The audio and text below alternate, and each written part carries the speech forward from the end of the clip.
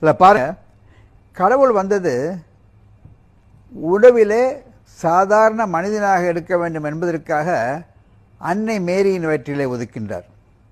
Virgin மேரியின் குழந்தையாக Jesus Christ son of God என்றெல்லாம் அழைப்பார்கள். அவர் வந்த செய்தி, அவர் கூறிய செய்தி ஒரு நற்செய்தியாக அமைகின்றது. அதுதான் காஸ்பல் என்று பெயர். இந்த காஸ்பல் என்பதற்கு அர்த்தம், பொருளை பார்த்தோமானால் நற்செய்தி, வாழ்த்துச் செய்திகள் என்று கூறுகின்றோம் அல்லவா. வாழ்த்துச் செய்திகள் பெனடிக்ஷன், நன்மை உண்டாக வேண்டும் என்று ஆசீர்வாதம் கூறுகின்றார்கள் அல்லவா. அந்த ஆசீர்வாத செய்திகளுக்கு காஸ்பல் என்று பெயர். ஆக கடவுள் ஜீசஸாக அவதாரம் எடுத்த நாள் நன்னாள் கிறிஸ்துமஸ் தினம். அவருக்கு ஏன் ஜீசஸ்ன்னு பேர் தெரியுங்களா?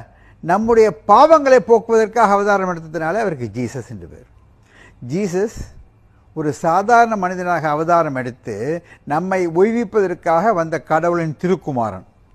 அதனால்தான் அவரை சன் ஆஃப் காட் என்று கூறுகின்றார்கள். கடவுளின் திரு அவதாரம், கடவுளே ஒரு குமரனாக அவதாரம் எடுத்த நன்னாள்.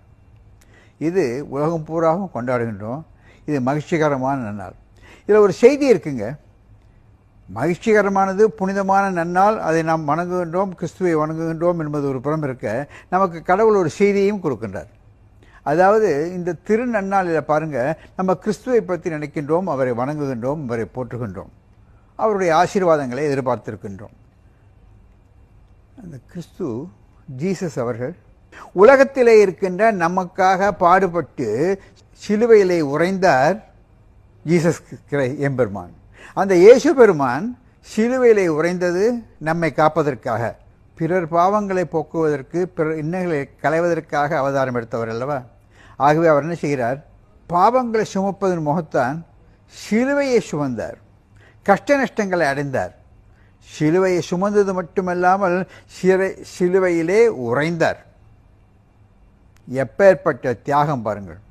அவருடைய அறிவுரைகளை பார்த்தோமையானால், எல்லோரிடமும் அன்பாக இருக்க வேண்டும், எல்லோரையும் நேசிக்க வேண்டும், லவ் தை நேபர், எல்லோரிடம் அன்பாக இருக்க வேண்டும் என்பதுதான் அவருடைய அடிப்படையான ஒரு உபதேசம். நாம் எல்லோரையுமே நேசித்தோமையானால், எல்லோரிடமும் அன்பாக இருக்குமேயானால், நம்மிடையே எதிர்த்தன்மையே இருக்காது. யாருமே வேற்றுமை கொண்டாட மாட்டார்கள், யாருமே விரோதம் பாராட்ட மாட்டார்கள். அப்போ உலகம் பூரா அன்பாக இருக்கும். உலகம் பூரா அன்பாக இருந்தால் பாருங்கள், ப்ராஸ்பெரிட்டி தானே, சந்தோஷம் தானே. இதைத்தாங்க ஜீசஸ் கிரைஸ்ட் நமக்கு உபதேசம் பண்ணார். உண்மையான ஒரு தெய்வீக செய்தி. Jesus Christ is called good shepherd. அவர் நல் மேய்ப்பர் என்று கூறுவார்கள். நம்ம எல்லாரையும் ஆடுகளை எப்படி ஆடு மேய்ப்பவர் ரட்சிக்கின்றாரோ அதுபோன்று கடவுளை நம்ம ரட்சிக்கின்றார் என்பதுதான் குட் ஷெப்பர்ட் என்பதின் பொருளாக இருக்கின்றது. கடவுளுக்கு வேற்றுமையே கிடையாது. நாம் எல்லோரும் அவருடைய திருக்குமாரர்கள். நம்மிடையே வேற்றுமை பாராட்டாது நாம் எல்லோரும் ஒன்றாக இருந்து நாம் எல்லோரும் கடவுளின் ஒரே மக்கள், ஒரே தந்தை, ஒரே தாய் என்கின்ற எண்ணத்தில் இருப்போமேயானால் நமக்கெல்லாம் மகிழ்ச்சி, உலகத்திற்கு மகிழ்ச்சி. மிக மிக சிறப்பான தெய்வீகமான புனிதமான நாள் என்று கூறணும் அல்லவா. இயேசு எம்பெருமான் நம்மை ஒரு நல் மேய்ப்பராக, குட் ஷெப்பர்டாக இருந்து நம்முடைய வழிநடத்தி செல்கின்றவர். அவதரித்த திருநாளிலே அவருடைய பெயரின் கூறி அவர் காட்டிய வழியிலே அன்பே எல்லோரும் வழியாக இருந்து அன்பாக இருந்து பிறரை நேசிப்போமேயானால் நாடு வளம் பெறும். நாடு வளம் பெறும், சமுதாயம் நல்ல வழியில் வரும்.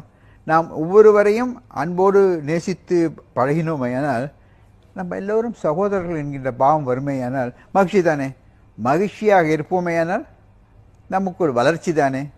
ஆக கடவுள் என்பது எப்படி அழைக்கப்பட்டாலும் நமக்கு வழிவகுக்கின்றார். கிறிஸ்து பெருமானின் பெருமையை கூறி கிறிஸ்துவின் வழியை சென்று நம்ம எல்லோரும் பெருமை அடைவோம். மறுமுறை சந்திப்போமா?